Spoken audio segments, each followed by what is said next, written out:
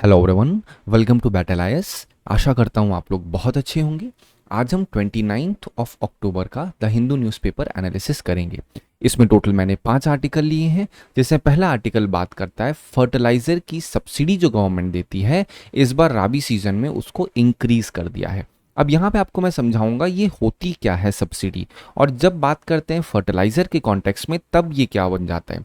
साथ ही साथ इस आर्टिकल में आपको बताऊंगा सब्सिडी के जो डिफरेंट डिफरेंट पार्ट्स होते हैं, हर एक फर्टिलाइज़र पे अलग अलग गवर्नमेंट देती है तो क्यों ऐसा करती है, ठीक है। फिर फर्टिलाइजर्स के डिफरेंट टाइप्स क्या होते हैं, जैसे आपने सुना होगा नाइट्रोजन, फॉस्फोरस, सल्फर, डैप, तो ये क्या पर्पस को सर्व करते हैं। हर एक फर्टिलाइजर कोई ना कोई पर्पस तो सर्व कर रहा होगा। तो आज आपको बहुत ही लेमन भाषा में बताऊंगा कि जैसे आप नाइट्रोजन देखोगे पत्तियों के लिए होता है, फिर फॉस्फोरस किस लिए होता है, फिर डैप किस लिए होता है। मैं इस तरीके से आपको समझाऊंगा कि डेफिनेटली आपके दिमाग में समझ में आ जाए वो, ठीक है। साथ ही साथ मैं बात करूंगा गवर्नमेंट की कोई स्कीम, जैसे आप लोग सुनते हो वन नेशन वन फर्टिलाइजर के ऊपर स्कीम बताऊंगा। फिर इसी में मैं बात करूंगा नीम कोटेड यूरिया के ऊपर, किस तरीके से वो बेनिफिशियल हो सकती है, वो होती क्या है, और फिर इससे कनेक्टेड जो पीवाईक्यू उठे हैं वो भी आपके साथ में डिस्कस करूंगा। सेकंड आर्टिकल बात करता है क्लाउड सीडिंग के जो ट्रायल्स हैं वो डन हो चुके हैं। अब थोड़ी दिन पहले में आपको पता होगा मैंने क्लाउड सीडिंग के बारे में बताया था, जिसको आर्टिफिशियल रेन भी कहते हैं। यहाँ पे आपको मैं दोबारा से एक बार रिकॉल करा दूंगा ये क्या होता है। आपको याद होगा मैंने हमेशा एक चीज़ बोली है कि कभी भी आर्टिकल को पुराना मत समझिए। ये मत सोचिए सर ये तो पहले आ चुका है, हमने दोबारा नहीं पढ़ना होगा, ऐसा नहीं होता। UPSC is never about reading new information daily. UPSC is about आप कितना रिपीटेटिव मोड पे रिवीजन कर पा रहे हो अपनी एग्जिस्टिंग इन्फॉर्मेशन का, जो आपके पास एग्जिस्टिंग नॉलेज है, ठीक है। तो यहाँ पे दोबारा आपको समझाऊंगा मैं। फिर हमारा थर्ड आर्टिकल बात करता है नई पॉलिसी गवर्नमेंट लेके आई है कि जो टाइगर रिजर्व्स की एरिया में लोग रहते हैं या जंगल में रहने वाले लोग होते हैं, वो किस तरीके से अब इम्पैक्ट होंगे टाइगर रिजर्व में, अगर मतलब रीलोकेशन वाला कैसे किया जाएगा उनको, ये आर्टिकल उस पे बात करेगा, इन डिटेल डिस्कस करूंगा। फिर नेक्स्ट आर्टिकल बात करता है इंडिया अपनी एक्सपर्टीज देने के लिए तैयार है अफ्रीकन और आइलैंड नेशन को, किसके थ्रू, इंटरनेशनल सोलर अलायंस के थ्रू। आपको पता है एक्सपर्टीज शेयर करेगा इंडिया किसके साथ, अफ्रीका और आइलैंड के साथ। अब जैसे एक्सपर्टीज की बात हो तो आपको याद होगा इंडिया ने और भी बात बोली है, कौन सी, याद करिए, जब इंडिया का यूपीआई इंफ्रास्ट्रक्चर शेयर होने की बात की तो इसी बार कतर से कनेक्टेड क्वेश्चन आया था कि नहीं आया था। कतर है, फ्रांस है, यहाँ पे इंडिया ने यूपीआई का एक्सचेंज कर रखा है, एनपीसीआई ने डील कर रखी है। तो यहाँ पे बात होगी किस चीज़ के ऊपर, पीएम सूर्य घर के ऊपर बात होगी, पीएम कुसुम के ऊपर बात होगी, ये सब सारी स्कीम्स हैं। अब आपको पता होगा पीएम सूर्य घर योजना के ऊपर इसी बार 2025 में क्वेश्चन पूछा गया था। तो एक इंटरकनेक्टिविटी आपके सामने रखूंगा जिससे आपकी अंडरस्टैंडिंग और ज़्यादा इलेबोरेट हो सके। फिर हमारा नेक्स्ट आर्टिकल बात करता है COP30 से पहले यूनाइटेड नेशन की सिंथेसिस रिपोर्ट आई है। मैं बताऊंगा वो आखिर रिपोर्ट क्या है, उस रिपोर्ट का सिग्निफिकेंस क्या है, और उस रिपोर्ट में एक पर्टिकुलर टर्म यूज हुआ था विच इज CCUS, जिसे हम लोग carbon capture utilisation and storage भी कहते हैं। तो यहाँ पे GST इसी बार 25 में क्वेश्चन पूछा गया है, व्हाट इज CCUS और किस तरीके से CCUS टैकल करने में मदद करता है क्लाइमेट चेंज की क्राइसिस को। अब जब ये आपको आर्टिकल समझाऊंगा तो इन सभी आर्टिकल के पॉइंट्स का इस्तेमाल आप कर पाएंगे इस क्वेश्चन को सॉल्व करने में। इस पूरे आर्टिकल की समरी आप बैटल आईएएस के टेलीग्राम चैनल से डाउनलोड कर सकते हैं। चलिए स्टार्ट करते हैं अपना पहला आर्टिकल। अब देखिए पहला आर्टिकल, सबसे पहली चीज क्या है, always remember this CSP method, C for current. पहले मैं आपको ये बताता हूँ करंट क्या है। तो करंट बेसिकली क्या है, जो यूनियन कैबिनेट है उसने डिसाइड किया है, उसने बेसिकली अप्रूव किया 37,952 करोड़ की फर्टिलाइजर सब्सिडी, ठीक है, इस बार का जो आपका राबी सीजन है। अब ये जो सब्सिडी इस बार दी गई है ये 14,000 करोड़ ज्यादा है कंपेयर टू लास्ट सीजन के, ठीक है। अब अगर लास्ट सीजन की बात, ये 62 नहीं है बेटा, ये 23 है, ठीक है।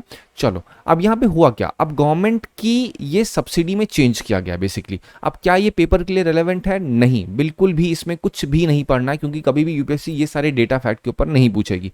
ऐसे बोल सकते हैं कि गवर्नमेंट ने इंक्रीज किया, but UPSC will never give this kind of data, ठीक है, क्योंकि पीवाईक्यू में कभी नहीं डाला गया। लेकिन अब देखो यहाँ पे C तो कंप्लीट हो गया, घूम फिर के क्या हो रहा है, कैबिनेट ने क्या किया है, सब्सिडी रेस कर दी है। लेकिन अब अगर आप जो सेकंड पोर्शन है S, वो क्या है, स्टैटिक। तो स्टैटिक चीज देखो, फर्टिलाइजर सब्सिडी लिखा है, फिर नोटिस करो द सब्सिडी ऑन किस पे, फॉस्फोरस, सल्फर, ये सब पे सब्सिडी देने की बात बोली है, ठीक है। तो अब यहाँ पे पॉइंट आता है, ये देखो फॉस्फोरस, सल्फर, नाइट्रोजन, पोटाश, इन सब को सिर्फ एक बार रीडिंग कर लो आप, ठीक है। रीडिंग यहाँ से भी कर सकते हो, रीडिंग यहाँ से भी कर सकते हो, आप कहीं भी करो, लेकिन अगेन ये पेपर के लिए रेलेवेंट नहीं है उतना। पेपर के लिए रेलेवेंट क्या है, फॉस्फोरस क्या होता है, सल्फर क्या है, नाइट्रोजन क्या है, पोटाश क्या है, ये सारे फैक्ट रिलेवेंट नहीं है पेपर के लिए, ठीक है। तो अब मैं आपको स्टैटिक पोर्शन पे लेके आता हूँ कि फर्टिलाइजर सब्सिडी बेसिकली क्या होती है। ये एक तरीके से सब्सिडी का पहले मतलब समझो, ये फाइनेंशियल सपोर्ट होता है जो गवर्नमेंट देती है एसेंशियल, जो जरूरी गुड्स और सर्विसेज होती हैं, जिससे आम नागरिकों के दायरे में अफोर्डेबल रह सके वो सभी गुड्स और सर्विसेज, जिससे उसकी कॉस्टिंग ना बढ़ जाए। अभी आपको मैं हाइपोथेटिकल एग्जांपल बताऊं, मान लेते हैं एक जो फर्टिलाइजर है उसकी बोरी का दाम 500 रुपए है, ठीक है। अब किसान के पास मात्र 300 रुपए है, सरकार को पता चलता है कि भाई इनके पास तो केवल 300 रुपए है, तो सरकार ने क्या किया, 200 रुपए इनको सब्सिडी नहीं दी किसान को, आगे 200 रुपए इस कंपनी को दिया कि भाई ये 200 दे रहा हूं, अब आप जो है अपना 300 रुपए में हमारे किसान को दीजिएगा। तो ये क्या हो गया, ये कनेक्ट हो गया कि सब्सिडी कहलाएगा, क्यों, जिससे उनके ऊपर बर्डन कम हो। तो जब बर्डन कम होगा तो कहीं ना कहीं ऑब्वियस सी बात है इनपुट कॉस्ट जो है फार्मर की वो कम हो जाएगी। अब जब इनपुट कॉस्ट कम होगी तो फार्मर कहीं ना कहीं मोटिवेट होगा कि नहीं होगा, कि हमें और प्रोडक्शन करना है, हमें और ज़्यादा एग्रीकल्चर करना है, और जो ये सारी चीज़ें होंगी तो फूड सिक्योरिटी और ज़्यादा अच्छी तरीके से एंश्योर हो पाएगी, ठीक है। तो ये बेसिकली क्या है, फर्टिलाइजर सब्सिडी है। अब मैं बात करता हूं क्यों दी जाती है। पहला रीजन क्या है, अफोर्डेबल फर्टिलाइजर फार्मर्स को मिल सके, पहला और बहुत ही अहम कारण। एग्रीकल्चर प्रोडक्टिविटी मेंटेन हो सके, ऑब्वियस सी बात है। साथ ही साथ ग्लोबल प्राइस फ्लक्चुएशन से प्रोटेक्ट रह सके फार्मर्स, और यही एक कारण है जिस वजह से यहाँ इंडिया को ब्लेम किया जाता है कि इंडिया नॉन टैरिफ बैरियर लगाता है, क्योंकि अपनी जो एग्रीकल्चर मार्केट है इंडिया ने बहुत ही ओपेक रखी है, और इसी से यूएसए को भी दिक्कत होती है। यूएसए फोर्स कर रहा है कि भैया आप हमसे भुट्टे को लो, ठीक है। क्यों लो, क्योंकि उनका भुट्टा जेनेटिकली मॉडिफाइड है, अगर वो इंडिया में आ जाएगा तो इंडिया के भुट्टे जेनेटिकली मॉडिफाइड नहीं है, बीटी कॉटन के अलावा कोई नहीं है अभी। तो जब वो आपके मेज जिसे कहते हो वो अगर सस्ते दाम पे इंडिया में आएंगे तो इंडिया के फार्मर्स कहीं ना कहीं डिसएडवांटेज की सिचुएशन में आ जाएंगे। तो इस वजह से सरकार मना कर रही है, और यही कारण है कि टैरिफ का कारण क्या लगाया, पहला बोला रशिया से ऑयल खरीद रहे हो, दूसरा बोला कि भैया आपने अपनी एग्रीकल्चर मार्केट बहुत ही बंद रखी हुई है, तो ये भी कारण है, तो ओपन करो। कहीं ना कहीं क्या हो रहा है, पुश हो रहा है इंडिया के ऊपर, या फिर फोर्स किया जा रहा है। ये तो एक कारण क्या होगा, जो फार्मर्स होते हैं उनको प्रोटेक्ट करने के लिए दी जाती है सब्सिडी। फिर क्या होता है, जो न्यूट्रिएंट्स होते हैं, आपको इतना पता चल चुका होगा, ये जो मैं नाइट्रोजन, पोटैश, इन सब की बात की, सारे क्या है, न्यूट्रिएंट्स हैं। किस चीज़ के न्यूट्रिएंट, क्रॉप्स के न्यूट्रिएंट, जिससे क्रॉप अच्छे तरीके से हो सके, उग सके, फूड सिक्योरिटी मेंटेन करने में मदद करेंगे। और जो आपके न्यूट्रिएंट रिच फर्टिलाइजर्स हैं उनका एनकरेजमेंट करना सरकार चाहती है, इस वजह से सब्सिडी देती है। अब ये जो बेटा मैंने पॉइंट्स लिखे हैं ना, ये सारे पॉइंट्स का इस्तेमाल आप अपनी मेंस आंसर राइटिंग में एज इट इज कर सकते हो, इसीलिए मैंने क्वेश्चन फॉर्म में लिखा। हमेशा ध्यान रखिए, never ever look for this so called best notes. अक्सर बच्चे होते हैं, सर बेस्ट नोट बताइए, सर कैसे हम मेंस के नोट्स बनाएं। मेंस के नोट्स बनाने कोई पर्टिकुलर तरीका हो ही नहीं सकता। 10 टॉपर को देखोगे बेटा, 10 टॉपर अपने तरीके से बताएगा, तो आपका तरीका क्या होना चाहिए, ऑलवेज मेक लाइक अ ब्लूप्रिंट बनाइए। हमेशा क्वेश्चन लिखिए फिर आप नोट्स बनाइए। नोट्स आपका कभी भी अफर्मेटिव नहीं होना चाहिए। Always make your notes in interrogative language, मतलब पहले क्वेश्चन पूछो फिर आंसर दो, क्योंकि मेंस आंसर राइटिंग आप फिलोसोफर बनने के लिए नहीं दे रहे हो, या फिर आपको राइटर नहीं बनना, एडिटर बनना। आपका सिर्फ उद्देश्य है मेंस आंसर राइटिंग कर सको, 150 से 200 वर्ड आप लिख सको उस पर्टिकुलर टाइम पीरियड में, ठीक है। तो ये अप्रोच होना चाहिए आपका। अब मैं पर्टिकुलर बात करता हूँ न्यूट्रिएंट्स की, नाइट्रोजन, फॉस्फोरस, पोटास और सल्फर। नाइट्रोजन कैसे मदद करती है, तो जो लीफ की ग्रोथ में नाइट्रोजन काफी मदद करती है। फॉस्फोरस जो होता है वो जड़ों के डेवलपमेंट में मदद करता है। पोटाश की बात की जाए तो वो डिसीज, बीमारी होने से बचाता है, वाटर के रेगुलेशन को रेगुलेट करता है। सल्फर की बात की जाए तो जो ऑयल सीड की क्वालिटी होता है, प्रोटीन सिंथेसिस काफ़ी अच्छा बनाता है। अब नोटिस करो, जैसे हमारी बॉडी है, हमारी बॉडी में प्रोटीन की ज़रूरत होती है, आयरन की ज़रूरत होती है, ये सारे क्या है, न्यूट्रिएंट्स ही तो हैं। बट अब आप आयरन को तो लोहा समझते हो, तो सोच रहोगे सर ये जो लोहा है क्या हम वो ना खा लें, आयरन की कमी खत्म हो जाए। तो नहीं, वो लोहा अलग है। जो हमें लोहा चाहिए वो एक ऑर्गेनिक फॉर्मेट में होता है, ठीक है, वो फैट सॉल्युबल होता है। इस वजह से जो हमें आयरन चाहिए होता है वो भी न्यूट्रिएंट है। तो जो क्रॉप्स होंगी वो भी तो कहीं ना कहीं लिविंग है, तो इस वजह से उनको भी न्यूट्रिएंट चाहिए होता है। ये सारे न्यूट्रिएंट अलग अलग अंग को मदद करते हैं, किसकी, जो आपकी जनरली क्रॉप्स होती हैं। अब पॉइंट होता है सरकार क्यों दे इस चीज के ऊपर। अक्सर कभी कभी जो सॉइल होता है, इंडिया के पास जमीन है, ठीक है। लेकिन क्या हर एक जमीन में पर्याप्त मात्रा में आपको नाइट्रोजन मिलेगा, फास्फोरस मिलेगा, पोटास, सल्फर मिलेगा? नहीं मिलेगा, ठीक है। इस वजह से सरकार कहती है फर्टिलाइजर्स बनते हैं, वो क्या किए जाते हैं, वो सॉइल में डाले जाते हैं जिससे सॉइल की फर्टिलिटी अच्छी हो जाए। एग्जाम्पल आप देखोगे तो फास्फोरस से मिला करके क्या डैप बना देते हैं, फिर म्यूरिएट ऑफ पोटैश बन जाता है, फिर सिंगल सुपर फॉस्फेट बन जाता है। तो उसी को मैंने यहाँ पे एक्सप्लेन कर दिया। What is DAP? DAP is diammonium phosphate. इसमें 18% नाइट्रोजन और आपका 46% डाला जाता है फॉस्फोरस। और जो आपका ट्रिपल सुपर फॉस्फेट होता है, इसमें क्या होता है, 46% डायरेक्टली क्या डाल दिया जाता है, फॉस्फोरस डाल दिया जाता है, ठीक है। ये अलग अलग बेसिकली कॉम्बिनेशन बनाए गए हैं। अब इनका यूज कहाँ होगा? सीरियल क्रॉप्स में, ऑयल सीड में, इन सब का एक बैलेंस यूज होता है। डैप मतलब कंबाइन करके, नाइट्रोजन इंडिपेंडेंट भी है और डैप भी है। तो ये सब क्या है? ये सारे न्यूट्रिएंट्स हैं जो क्रॉप में डाले जाते हैं उसकी फर्टिलिटी बढ़ाने के लिए। अब आप समझिए यूपीएससी 2020 का question. With reference to chemical fertilisers in India, consider the following statement. At present the retail price of chemical fertiliser is market driven and not administered by government. क्या ये सही है? अभी मैंने आपको एग्जांपल दिया, 500 रुपए है तो सरकार 200 की सब्सिडी देके बोलेगी उस कंपनी को कि 300 में बेचो। तो क्या ये मार्केट ड्रिवन है? नहीं, ये गवर्नमेंट रेगुलेट कर रही है, बिल्कुल कर रही है। Ammonia which is input of urea is produce from natural gas. क्या अमोनिया को, हमेशा ध्यान रखिए कभी भी ऐसा क्वेश्चन आ रहा है तो वहां क्वेश्चन पूछिए कि क्या अमोनिया एज अ इनपुट की तरीके से यूज सकती है यूरिया में, हाँ या ना। अगर बोलो हाँ तो कैसे, ना तो कैसे, ठीक है। तो डेफिनेटली नेचुरल गैस से उसे प्रोड्यूस किया जा सकता है। सल्फर जो कि रॉ मटेरियल है फॉस्फोरिक एसिड फर्टिलाइजर का, वो एक बाई प्रोडक्ट है ऑयल रिफाइनरीज का।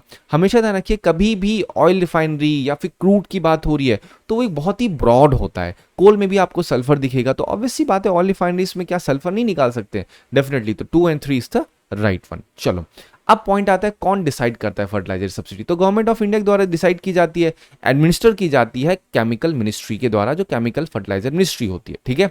अब कौन कौन से ग्राउंड्स होते हैं जिसके आधार पे सब्सिडी दी जाती है? इंटरनेशनल इंपोर्ट प्राइस कितना है, डोमेस्टिक अवेलेबिलिटी कितनी है, न्यूट्रिएंट की कितनी रिक्वायरमेंट है एक पर्टिकुलर क्रॉप के सीजन में, सब्सिडी का बर्डन कितना होने जा रहा है एक्सचेकर के ऊपर, मतलब जो सरकार से पैसा लिया जाएगा सब्सिडी के लिए वो कितना दबाव डालेगा, ठीक है, एक्सचेकर के ऊपर। फिर एमआरपी को अफोर्डेबल बनाना, ये सारे ग्राउंड्स होते हैं सरकार जिसका इस्तेमाल करती है सब्सिडी देने के लिए। अब यहां तक पॉइंट आपको समझ में आ चुका होगा बेसिकली सब्सिडी क्या है, पार्ट्स क्या है। अब एक नोटिस करिए क्या है, यहां पे बात हो रही है वन नेशन वन फर्टिलाइजर, और फिर यहां पे क्या बात हो रही है, यहां पे नैनो यूरिया की बात हो रही है, ठीक है। ये आपको समझ में आया। और नोटिस करो यहां पे क्या लिखा है, प्रधानमंत्री किसान समृद्धि केंद्र के ऊपर बात हो रही है।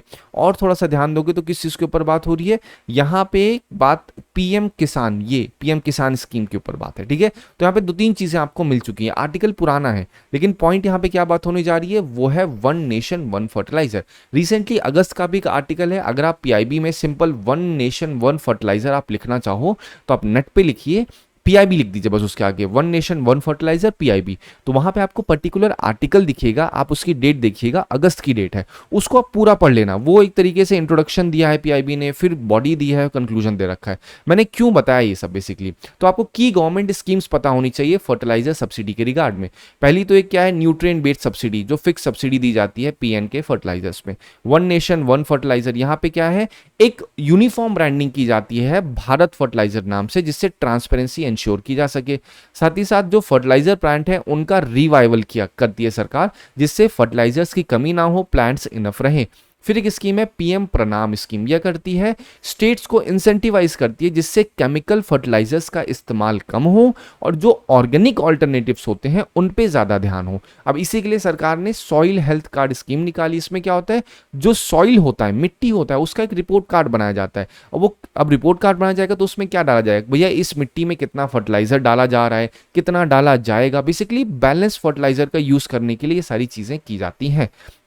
अब ये आपको समझ में आ गया। अब हम बात करते हैं सस्टेनेबिलिटी मेजर्स के ऊपर। What is the meaning of sustainability measures, मतलब किस तरीके से ये जो पॉइंट आप देख रहे हो ना, प्रणाम स्कीम, यहाँ पे क्या कह रहे हैं, प्रमोट करना बायो ऑर्गेनिक ऑल्टरनेटिव को। तो वही में सस्टेनेबिलिटी मेजर में एक नैनो फर्टिलाइजर, यहाँ पे क्या होता है, जो नैनो यूरिया होती है बेटा, यूरिया जो होती है उसको एकदम छोटा वाला हिस्सा, उसको और नैनो डैप को क्या किया जाता है, उसको डाला जाता है डायरेक्टली वहां पे जहां पे जरूरत होती है। अगर उठा करके आप सीधा यूरिया को ऐसे फैला दोगे तो कहीं ना कहीं जरूरत, अगर मान लेते हैं एक प्लांट को जरूरत है सिर्फ और सिर्फ 5 यूनिट की, ठीक है, 5 यूनिट यूरिया की। अब आपने 10 उठा के फैला दी तो एक्स्ट्रा 5 क्या होगा, सॉइल के अंदर जाएगा, फिर उससे और ज़्यादा सॉइल में क्या होगा, लीचिंग होगी, एसिडिटी बढ़ जाएगी। लेकिन अगर नैनो यूरिया होगी तो आप सिर्फ उतना ही डालो जितने की ज़रूरत है। तो ये नैनो फर्टिलाइजर का हो गया। इसी में एक वर्ड आता है नीम कोटेड यूरिया। इसमें क्या होता है, जो यूरिया होती है उसको कोट कर दिया जाता है नीम के साथ। इससे क्या होता है, इससे धीरे धीरे धीरे धीरे नाइट्रोजन रिलीज होती है, एफिशिएंसी इंप्रूव होती है और नाइट्रोजन का लॉस जो होता है वो कम हो जाता है। आप डायरेक्टली नाइट्रोजन डालोगे या तो इस्तेमाल होगी या तो बर्बाद होगी, लेकिन नीम कोटेड रहेगा तो नाइट्रोजन धीरे धीरे इस्तेमाल होगी। बायो फर्टिलाइजर भी आपको पता है क्या होता है, यहाँ पे जो आपका राइजोबियम, एजिटोबैक्टर, पीएसबी, ये सारी चीजें क्या होती है, प्रमोट की जाती हैं बायो फर्टिलाइजर्स में। बेसिकली हम कह रहे हैं केमिकल यूज मत करो, डायरेक्टली उन्हीं बैक्टीरिया को डालो जो कि नाइट्रोजन को प्रमोट करने में मदद कर देते हैं। बैलेंस न्यूट्रिएंट की कैंपेन लगाई जाती है जिससे हम लोग सॉइल का डिग्रेडेशन अवॉइड कर सकें। इसी में आपको टेक और डिजिटल रिफॉर्म पता होना चाहिए। ये एक बार आप पढ़िएगा, आपको बहुत ही आसानी समझ में आ जाएगा। पर्टिकुलर ड्रोन इनिशिएटिव में नमो ड्रोन दीदी प्रोग्राम है, विकसित भारत संकल्प यात्रा है। ये सिर्फ आपके नोट्स के लिए बना के, इसमें कुछ पर्टिकुलर ऐसा नहीं है कि जो समझाने वाला है, आप इसकी लाइन भी पढ़ोगे तब भी आपको समझ में आ जाएगी ये क्या कह रहा है। अब नोटिस करो benefits of Neem coated urea. मैंने ऑलरेडी आपको समझा दिया नीम कोटेड यूरिया क्या होता है। आप एक बार यहाँ पे एक बार पढ़ लोगे तो आपको फिर भी समझ में आ जाएगा। अब आप देखो यहाँ पे क्वेश्चन पूछा गया, why does government of India promote Neem coated urea. ये क्वेश्चन यूपीएससी में पूछा गया है। आप एक बार, एग्जैक्ट क्वेश्चन है, मैंने यहाँ पे ईयर नहीं लिखा हुआ है, ठीक है। यहाँ पे फर्स्ट ऑप्शन देखिए, release of Neem oil in the soil increases nitrogen fixation by soil organisms. Second है neem coating slows down the rate of dissolution of urea in the soil. अब आप नोटिस करो सेकंड स्टेटमेंट है, ये सही है क्योंकि यही तो मैंने बताया, नीम कोटिंग करने से जो यूरिया का डिसोल्यूशन मिट्टी के अंदर क्या हो जाता है, कम हो जाता है। तो ये स्टेटमेंट सही है, second one is the right. अब हम बात करते हैं, यहां देखो मैंने पूरा ब्लैंक छोड़ा हुआ है। क्या कह रहा है, क्लाउड सीडिंग के ट्रायल्स हो चुके हैं दिल्ली में जिससे एयर पोल्यूशन को टैकल किया जा सकता है। अब क्लाउड सीडिंग का मतलब क्या होता है, साधारण सी भाषा में समझो। क्लाउड सीडिंग का मतलब आपको बहुत लेमन भाषा में उस दिन ही बताया था। इसको क्या होता है कि आपके जो बादल हैं, ठीक है, जब बारिश नहीं हो रही होती है तो क्या किया जाता है, कुछ पार्टिकल्स को ले जाके बादलों में डाल दिया जाता है। वो बीज के तरीके से काम करते हैं और उन्हीं पार्टिकल्स में क्या होता है, जो क्लाउड होता है वो आकर के आइस में मिल जाएगा। जैसे ये आपका एक कण है, ठीक है, ये एक पार्टिकल है। अब बादल में अगर इसको डाल दिया जाएगा, एक बीज डाल दिया जाएगा, तो यहाँ पे जो आइस क्रिस्टल्स होंगे वो आके इससे चिपक जाएंगे और जब चिपक जाएंगे तो धीरे धीरे क्या होगा, विद ग्रेविटी वो नीचे आ जाएगा और बारिश हो जाएगी। बेसिकली आर्टिफिशियल रेन का तरीका है।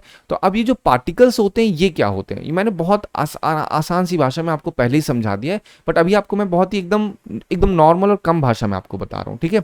तो क्लाउड सीडिंग क्या है, यहाँ पे एक वेदर मॉडिफिकेशन टेक्निक होती है रेनफॉल बढ़ाने के लिए, ठीक है। यहां पे एक बार सारी चीजें पढ़ना कि ये क्या कह रहा है, कैसे कह रहा है। रिस्क इसमें क्या है, इसमें रिस्क ये होता है कि जो हम केमिकल का इस्तेमाल कर रहे हैं, पर्टिकुलरली हम सिल्वर आयोडाइड, जैसे आप देख रहे हो ये एरोप्लेन जा रही है तो ये सब सिल्वर आयोडाइड को डाला जा रहा है। ये जब जाएगा बादलों के अंदर तो बादलों में जो आपकी आइस है, ठीक है, जो स्नो है वो कन्वर्ट हो जाएगी, कंडेंस हो जाएगी किसमें, लिक्विड में, और जो लिक्विड में होगी तुरंत पानी नीचे गिर जाएगा। तो ये एक तरीके से क्या होता है, कॉमन सीडिंग एजेंट होता है। सिल्वर आयोडाइड यूज होगा, पोटेशियम आयोडाइड होगा, लिक्विड प्रोपेन होगा, सोडियम क्लोराइड, ये सब क्या होते हैं, क्लाउड सीडिंग में इस्तेमाल किए जाते हैं। तो अब क्वेश्चन उठता है इसकी लिमिटेशन क्या है। लिमिटेशन पहली चीज तो ये है कि क्लाउड अगर नहीं होंगे तो भैया कहाँ डालोगे इस केमिकल को, है कि नहीं, बिना क्लाउड के ये सही काम कर ही नहीं पाएंगे। साथ ही साथ अगर ये बहुत ही रेनफॉल की बात की जा रही है तो अगर रेनफॉल में अगर करवा भी देते हो तो उससे ये मतलब नहीं होगा कि आप आसानी से पूरा का पूरा एयर पोल्यूशन खत्म कर दोगे।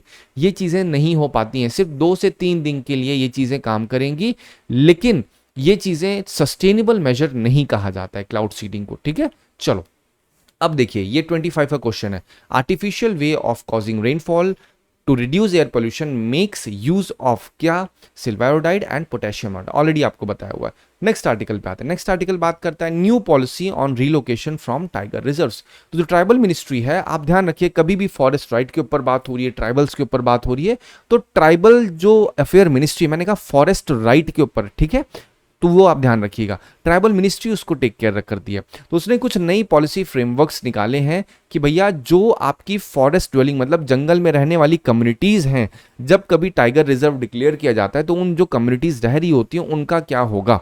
तो उसमें उसके बारे में कहा गया है कि भैया अगर कभी कोई टाइगर रिजर्व है तो रीलोकेशन वॉलेंट्री होगा, मतलब अपनी मन से वो चाहे तो करें इस चीज को, मतलब ये नहीं कोई जबरदस्ती उनको टाइगर रिजर्व से हटा देगा। एक्सेप्शनल केसेस में होगा और जो भी होगा वो एविडेंस बेस होगा, मतलब यहाँ पे ऐसा लगना चाहिए कि इन कम्युनिटी को इस जंगल से हटाना है उस टाइगर रिजर्व से, वरना नहीं हटाया जाएगा। तो ये चीज क्या है, ये कहीं ना कहीं फॉरेस्ट राइट एक्ट के साथ कंप्लायंट है कि भैया अब जो है कोई भी अगर टाइगर रिजर्व बनाया जा रहा है और उसमें कोई कम्युनिटी है तो उनको हटाया नहीं जाए, बल्कि वो अगर खुद हट रहे हैं तो वेल एंड गुड। और ये सब करने से क्या हो रहा है, उनके राइट को फॉरेस्ट राइट एक्ट के साथ कंप्लायंट किया जा रहा है। ये बेसिकली पॉइंट हो गया।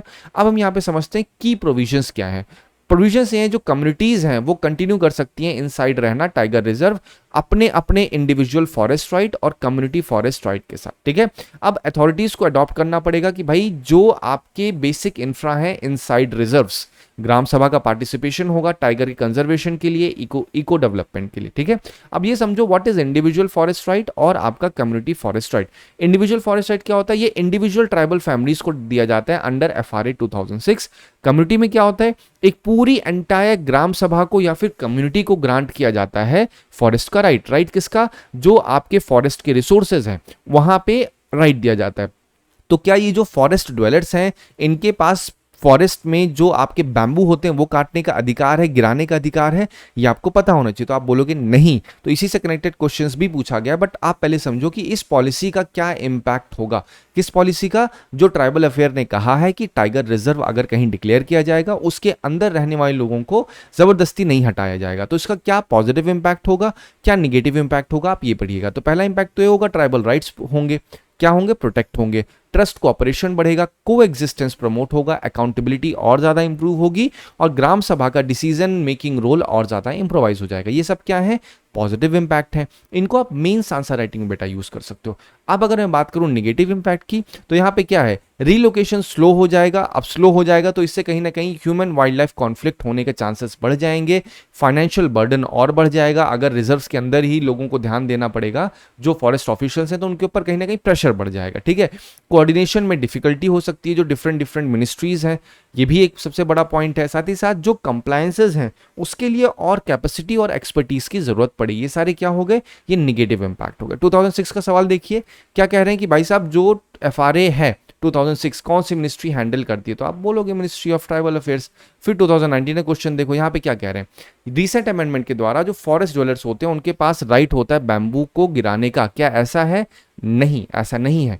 यहाँ पे क्या कह रहे हैं, एज पर ST और आपका traditional forest dweller act 2006 bamboo is a minor forest produce. तो आपको पता है बैम्बू एक ग्रास होती है, ठीक है, तो वो माइनर फॉरेस्ट प्रोड्यूस है। Yes, absolutely it is minor forest produce. फिर कह रहे हैं ये जो आपका फॉरेस्ट ड्वेलर एक्ट है ये ओनरशिप अलाउ करता है माइनर फॉरेस्ट प्रोड्यूस की, किसको, फॉरेस्ट ड्वेलर्स को। क्या ये सही है, ये बिल्कुल सही है। तो 2 और 3 इज द राइट वन। लेकिन फर्स्ट इसलिए नहीं सही क्योंकि यहाँ पे बैम्बू गिराने का अधिकार नहीं दिया गया कि भैया आप गिरा दोगे। अगर कोई बैम्बू का पेड़ गिरा हुआ है ऑलरेडी तो वहां को आप कलेक्ट कर सकते हो, उसकी ओनरशिप क्लेम कर सकते हो। बट ये नहीं कि आप एकदम कुल्हाड़ी लेके चल पड़े हो काटने के लिए दशरथ माझी बन के, ये नहीं कर सकते हैं, ठीक है। चलो अब बात करते हैं नेक्स्ट आर्टिकल पे। नेक्स्ट आर्टिकल क्या कहते हैं, बहुत छोटा सा आर्टिकल, लेकिन पर्टिकुलरली कुछ चीजों का यहाँ पे डिस्कशन हुआ है जो आपको पता होना चाहिए। यहाँ पे लिखा है ready to share solar expertise with other parts of the world. यहाँ पे क्या हुआ, जो यूनियन मिनिस्टर है रिन्यूएबल एनर्जी के, उन्होंने कहा है जो PM सूर्यघर और साथ ही साथ PM कुसुम योजना है इसकी सक्सेस को, पहली बात तो कहा बहुत ही एक्सीलेंट सक्सेस है। फिर उन्होंने कहा कि इस सक्सेस को या इसकी एक्सपर्टीज को हम शेयर करना चाहेंगे किसके थ्रू, इंटरनेशनल सोलर अलायंस के थ्रू। किसको, जो आपके अफ्रीका है और आइलैंड कंट्रीज है, ये इन्होंने कहा है। तो इसका क्यों कहा है, क्योंकि अफ्रीका ताकि बेनिफिट हो सके, क्योंकि वहां पे 4% ही लैंड है जो अरेबल है, क्योंकि वहां पावर शॉर्टेज है। तो इस वजह से उन्होंने कहा कि भैया PM सूर्यघर योजना की एक्सपर्टीज वहां देंगे तो चीज कहीं ना कहीं सही होगी। तो इंडिया में अगर PM सूर्यघर योजना की बात की जाए, इंडिया के 10 lakh solar power rooftop installation हो रखे हैं। तो इंडिया कहीं ना कहीं एम कर रहा है क्लीन एनर्जी का एक्सेस, इरिगेशन सिक्योरिटी और रिड्यूस करना चाह रहा है अपनी डिपेंडेंस, किसके ऊपर, जो डीजल के ऊपर डिपेंडेंस है। ठीक है, ये बेसिक एक पॉइंट हो गया। लेकिन क्या यहीं तक हमें पढ़ना होगा? नहीं। अब आपको बताता हूँ मेजर चैलेंजेस क्या है किसके, जो आपका पीएम सूर्यघर है। तो पीएम सूर्यघर में क्या कहा गया था, आप थोड़ा ध्यान से देखोगे तो पीएम सूर्यघर ये रहा, और उसे कुछ पॉइंट्स अगर ध्यान दोगे तो यहाँ पे क्या हो रहा है, यहाँ पे वर्ल्ड का largest domestic rooftop solar initiative है। यहाँ पे कहा गया है कि भाई साहब हम लोग 1 करोड़ हाउस होल्ड में सोलर पावर पैनल्स लगाएंगे, ये कहा गया है। और इसमें कहा गया है कि भैया by 25 March installation are expected to exceed 10 lakh, और इससे क्या होगा, बहुत ज़्यादा एम्प्लॉयमेंट भी जनरेट होगा। लेकिन ये सारी क्या है, ये योजना है जो कही गई है। इसके चैलेंजेस क्या हैं कि अगर किसी को पैनल लगाना है तो अप्रूवल बहुत स्लो है, फिर साथ ही साथ जो मीटर की शॉर्टेजेस है, मीटर भी लगते हैं ना, अगर पीएम सूर्यघर योजना में सोलर पैनल लगने तो मीटर भी लगेंगे, तो उसकी शॉर्टेज है। साथ ही साथ अभी भी इनएफिशिएंसीज है प्रोसीजरल लेवल पे देखा जाए तो, प्रोसीजर कैसे फॉलो करना है ऑफिशियल्स को उतना सही से नहीं पता है अभी भी। ठीक है, अब यहाँ पे सोल्यूशन क्या है, सोल्यूशन पहली चीज तो हमें अप्रूवल फास्ट करना होगा, जो मीटर की शॉर्टेज है उसको रिजॉल्व करना होगा बाय डोमेस्टिक प्रोडक्शन को बूस्ट करके। अभी जैसे मीटर्स बाहर से मंगाए जा रहे हैं, ठीक है, अगर कहीं पे आपको अगर अपने घर में सोलर पैनल लगाना है, जो मीटर लगाओगे तो मीटर बाहर से आ रहे हैं, तो यहाँ पे कहने का मतलब है भैया डोमेस्टिक प्रोडक्शन बढ़ाओ, तो एटलीस्ट हमारी जो इम्पोर्ट डिपेंडेंसी है वो रिड्यूस हो जाएगी। कोऑर्डिनेशन हमें बेटर करना पड़ेगा, जो डिस्कॉम है, डिस्कॉम मतलब जो आपकी डिस्ट्रीब्यूटिंग कंपनीज हैं जो इलेक्ट्रिसिटी डिस्ट्रीब्यूट करती हैं, उनको इंसेंटिवाइज करना होगा बेसिकली। ये सारे क्या है, सोल्यूशंस हैं। अब यहाँ पीएम सूर्यघर देख लिया, तो अब देखिए question as it is question पूछा गया है, 25 का क्वेश्चन है। It targets installation of 1 crore, क्या ये सही है? यस। मिनिस्ट्री ऑफ रिन्यूएबल, ये भी सही है। It aims to create more than 3 lakh manpower. अगर आप थोड़ा सा ध्यान दोगे 3 लाख मैन पावर का है, लेकिन यहाँ पे अगर आप थोड़ा सा लिख पढ़ोगे, एक बार आप पूरा इसको पढ़िएगा, पर्टिकुलरली यहाँ पे इन्होंने टर्म लिखा है कि भैया with number doubling 20 lakh by October 25, फिर आप थोड़ा सा इसको एक बार से पढ़ते जाइए, 40% विद 6.3 लाख इंस्टॉलेशन। यहाँ पे इन्होंने 3 लाख से ज़्यादा एम्प्लॉयमेंट की बात की है, ठीक है।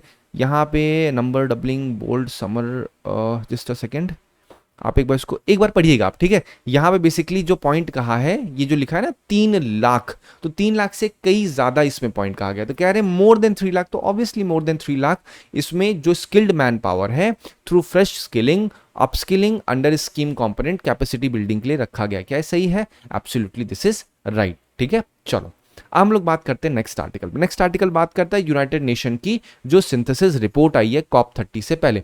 आपको पता है COP 30 होने जा रहा है कहाँ? ब्राजील में, बेलम में होने जा रहा है। लेकिन अब देखो आर्टिकल अभी भी हुआ नहीं है ब्राजील में, अभी होने वाला है, तो इस वजह से मैं अभी उसकी डिटेल में नहीं जाऊंगा, सिर्फ थोड़ा सिंथेसिस रिपोर्ट के बारे में बताता हूं।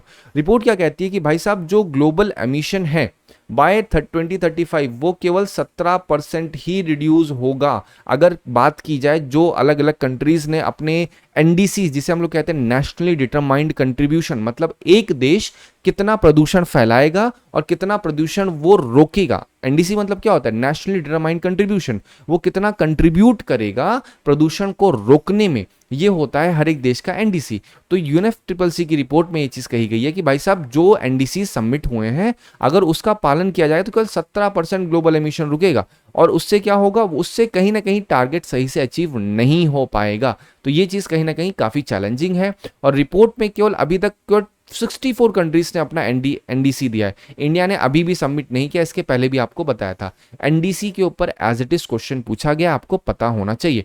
तो सोल्यूशन क्या प्रेफर किया है? सोल्यूशन ये प्रेफर किया गया है कि भाई साहब आपको एफॉरेस्टेशन, रिफॉरेस्टेशन करना होगा, सोलर एक्सपेंशन करना होगा, लो कार्बन हाइड्रोजन को हमें एक्सपैंड करना होगा। फिर एक टर्म देखो, carbon capture, utilisation and store. देखो यहाँ पे टर्म लिखा है एग्जैक्टली, तो यही मीन्स क्वेश्चन पूछा गया नहीं पूछा गया, तो आपको पता होना चाहिए what is carbon capture, utilisation and storage. आसान सी भाषा में कार्बन जो आपकी सराउंडिंग में है उसको उठा के कैप्चर कर लेना, कैप्चर करके कहीं पे स्टोर कर देना, यही मतलब होता है carbon capture, utilisation and storage.